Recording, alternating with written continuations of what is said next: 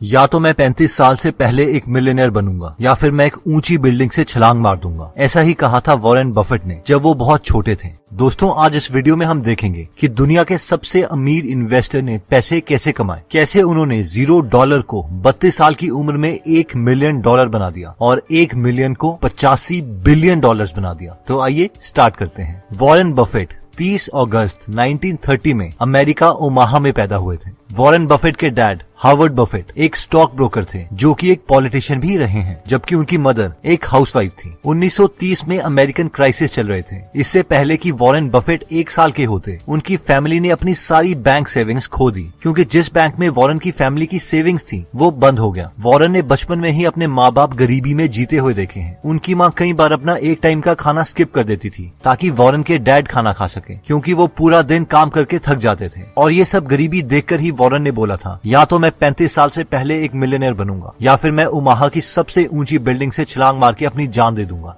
बचपन से ही Warren maths और नंबर्स के साथ बहुत अच्छे थे। स्पेशली वो हर किसी चीज में पैटर्न ढूंढ लेते थे। फॉर एग्जाम्पल, वो बचपन में अपने घर के सामने सारी गाड़ियों के नंबर्स देखते और रात को उन्हें एक कागज में लिखते रहते और ये देखते कि कौन सी कार सबसे ज्यादा बार उनके घर के सामने से गुजरती है। एक बार वॉरेन ने देखा कि एक आदमी उनके घर के सामने लगी मशीन से कोल्ड ड्रिंक ले रहा है और उस मशीन में कोल्ड ड्रिंक्स के ढक्कन पड़े हैं। वॉरेन बफेट ने हफ्तों तक हर रोज वो सारे ढक्कन उठाए और देखा कि लोग सबसे ज्यादा कौन सी कोल्ड ड्रिंक पीते हैं। ढक्कनों को काउंट करने के बाद उन्हें पता चला कि लोग कोका कोला ज्यादा प्रेफर करते हैं। और बहुत सालों के बाद अपने इन्वेस्टिंग करियर में इसी नॉलेज की वजह से उन्होंने कोका कोला के काफी शेयर्स भी खरीद लिए थे। जब वॉरेन बफेट 10 साल के थे और बेंसन लाइब्रेरी में बुक्स पढ़ रहे थे तो उन्हें एक बुक दिखाई दी जिसका टाइटल था 1000 तरीके $1000 कमाने के। उस बुक में पैसे कमाने के काफी आइडियाज दिए थे, लेकिन उनमें से एक आइडिया वॉरेन को बहुत पसंद आ गया और वो आइडिया था कि आप वेइंग मशीन लगा के भी $1000 कमा सकते हैं। आइडिया ये था कि एक मशीन को लगा के उससे जितने पैसे आएंगे उससे दूसरी मशीन खरीद ली जाए और हर बार प्रॉफिट को खर्च करने के बजाय री इन्वेस्ट किया जाए। ये देखते ही वो 7 साल का बच्चा वॉरेन बफेट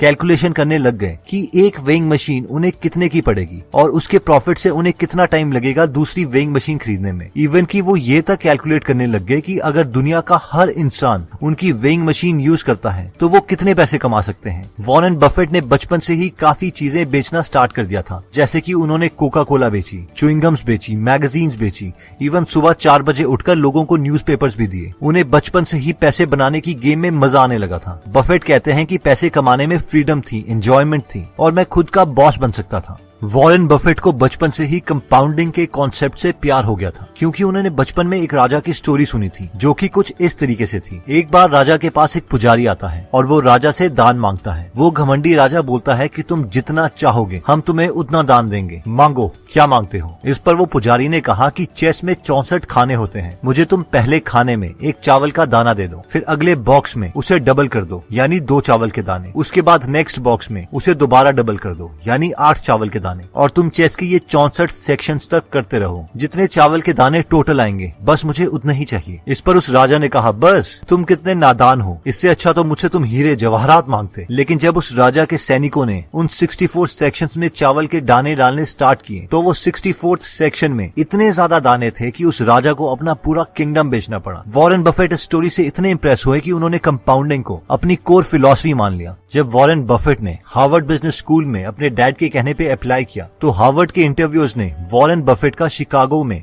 10 मिनट के लिए इंटरव्यू लिया और उनसे कहा, भूल जाओ, तुम्हारी हार्वर्ड में एडमिशन नहीं हो सकती। और वॉरेन बहुत दुखी हो गए कि अब मैं अपने डैड को क्या बोलूंगा। लेकिन अब वॉरेन बफेट बोलते हैं कि शायद ये मेरे साथ सबसे बेस्ट चीज हुई थी, क्योंकि कुछ साल पहले उन्होंने एक बुक पढ़ी थी जिसका नाम था द इंटेलिजेंट इन्वेस्टर और security analysis bye Benjamin Graham, जिससे वॉरेन बफेट बहुत ज्यादा इंप्रेस हुए थे। हार्वर्ड की रिजेक्शन के बाद वॉरेन ने कोलंबिया यूनिवर्सिटी के प्रोस्पेक्टस में देखा कि बेंजामिन ग्राहम वहाँ पढ़ा रहे हैं और उन्होंने उन्हें एक लेटर लिखा, डियर प्रोफेसर, मुझे अभी तक लगता था कि आप मर चुके हैं, क्योंकि जब अब मुझे पता चल चुका है कि आप जिंदा हैं और कोलंबिया यूनिवर्सिटी में पढ़ा रहे हो तो मैं इस यूनिवर्सिटी को ज्वाइन करना चाहता हूँ। और फॉर्चुनेटली उन्हें कोलंबिया यूनिवर्सिटी में एडमिशन मिल गई। और वॉरेन बोलते हैं कि मेरी लाइफ की ये बेस्ट दिन थे, क्योंकि मैंने बेंजामिन ग्राहम से इन्वेस्टिंग के बारे में बहुत कुछ सीखा। बेंजामिन ने उन्हें इन्वेस्टिंग के 2 बेस्ट रूल्स बताए। रूल नंबर 1, अपनी इन्वेस्टमेंट के पैसों को कभी भी रिस्क में न डालो, यानी नेवर लूज मनी। और रूल नंबर 2 था never forget rule number 1। Warren Buffett ने जो एक बहुत इंपॉर्टेंट कॉन्सेप्ट बेन ग्राहम से सीखा था वो था वैल्यू इन्वेस्टिंग, यानी कंपनी को उसकी वैल्यू के प्राइस के अकॉर्डिंग खरीदना चाहिए, ना कि उसकी प्रेजेंट मार्केट वैल्यू के अकॉर्डिंग। फॉर एग्जाम्पल, अगर आपको पता है कि ये पेन 10 रुपए का है और कल को अगर मार्केट आपको वो पेन 20 का बेचती है तो उसे खरीदना नहीं चाहिए बल्कि वेट करना चाहिए। और जिस दिन वही पेन मार्केट आपको 5 रुपए का ऑफर करने लगे तो उसी वक्त उसे खरीद लेना चाहिए। और जैसे ही मार्केट दोबारा से उस पेन को 10 रुपए का बेच रही हो तो आपको भी वो खरीदा हुआ पेन मार्केट में दोबारा 10 रुपए का बेच देना चाहिए और प्रॉफिट कमा लेनी चाहिए। अब यही फिलॉसफी बफेट ने बड़ी कंपनियों के शेयर्स को खरीदने के लिए यूज करी और बहुत पैसे कमाए। 1956 में वॉरेन ने 25 साल की उम्र में खुद की एक पार्टनरशिप फर्म खोली जिसमें उनके साथ 7 पार्टनर्स थे। मैक्सिमम पार्टनर्स उन्हीं की फैमिली में से थे। सिर्फ 6 साल में यानी 1962 में वो अपने $1,05,000 को अपनी पार्टनरशिप फर्म की मदद से $7 मिलियन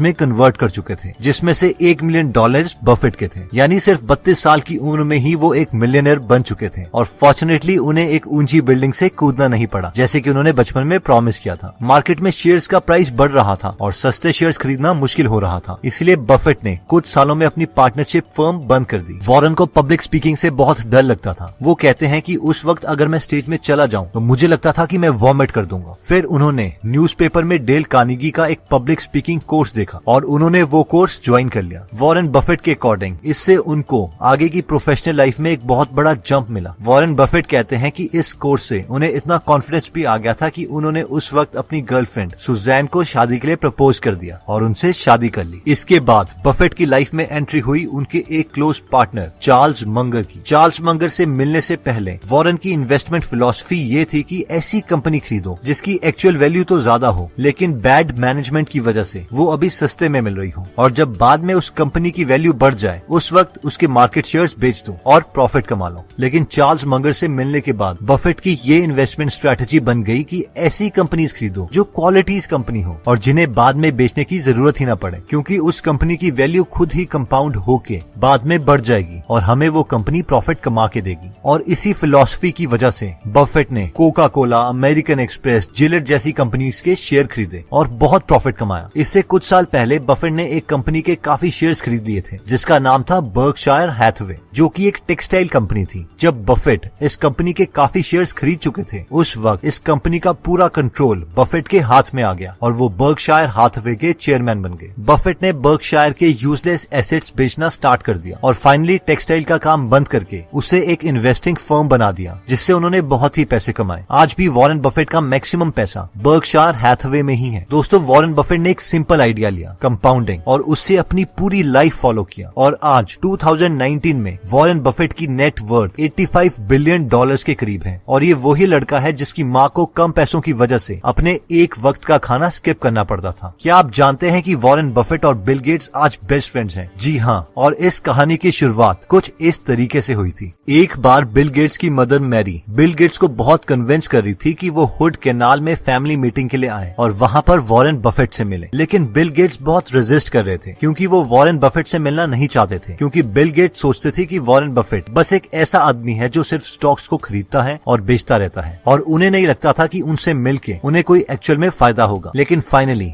बिल गेट्स लंच में आने के लिए मान गए और बिल गेट्स जैसे ही वॉरेन बफेट से मिले उन्हें पता चल गया कि वॉरेन बफेट अच्छे और इंटेलिजेंट इंसान हैं और वो दोनों बहुत ही जल्दी बेस्ट फ्रेंड्स बन गए। उस वक्त बिल गेट्स के डैड भी लंच में मौजूद थे और उन्होंने वॉरेन बफेट और बिल गेट्स को कहा कि तुम दोनों अपनी लाइफ में बहुत ही सक्सेसफुल रहे हो। फिर उन्होंने उन दोनों को एक पेपर और एक पेंसिल दिया और कहा कि एक ऐसी कौन सी चीज है जो तुम मानते हो जिसकी वजह से तुम दोनों सक्सेसफुल रहे। जब बिल गेट्स के डैड ने उन दोनों के पेपर को देखा तो उन दोनों ने पेपर में एक ही शब्द लिखा था और वो था फोकस। आज भी बिल गेट्स और वॉरेन बफेट दोस्त हैं और वॉरेन बफेट ने साल 2018 में $3.4 बिलियन बिल और मेलिंडा गेट्स फाउंडेशन में डोनेट कर दिए। इतना ही नहीं, वॉरेन बफेट ने ये भी प्रॉमिस किया है कि वो मरने के बाद अपनी वेल्थ का 99% डोनेट कर देंगे और अपने बच्चों को अपनी वेल्थ का बहुत ही कम हिस्सा देंगे, क्योंकि वो जानते हैं कि बिना मेहनत के मिले पैसे से उनके बच्चों की लाइफ इंप्रूव नहीं होगी बल्कि वो बर्बाद ही होंगे। दोस्तों, वॉरेन बफेट आज भी बहुत ही सिंपल लाइफ जीते हैं। वो एक मिडिल क्लास घर में रहते हैं, मिडिल क्लास खाना खाते हैं और एक मिडिल क्लास गाड़ी चलाते हैं। बर्कशायर हैथवे में शुरू में उनके पास सिर्फ 25 एम्प्लॉइज थे। बेशक अब बर्कशायर में बहुत से एम्प्लॉइज हैं, लेकिन वो शुरू के 25 एम्प्लॉइज आज भी उन्हीं के साथ काम करते हैं। वॉरेन कहते हैं कि मैं अपने हर एक एम्प्लॉय और हर एक शेयर होल्डर को एक पार्टनर मानता हूँ, एक फैमिली मेंबर की तरह ट्रीट करता हूँ। वो हमेशा बोलते हैं कि मैं बहुत खुश हूँ क्योंकि मैं अपनी लाइफ में वो गेम खेल रहा हूँ जिससे मुझे प्यार है। मुझे पैसों से प्यार नहीं है, बस इन्वेस्टिंग की गेम से प्यार है। अगर मुझे पैसों से प्यार होता तो मैं महंगी गाड़ी खरीदता,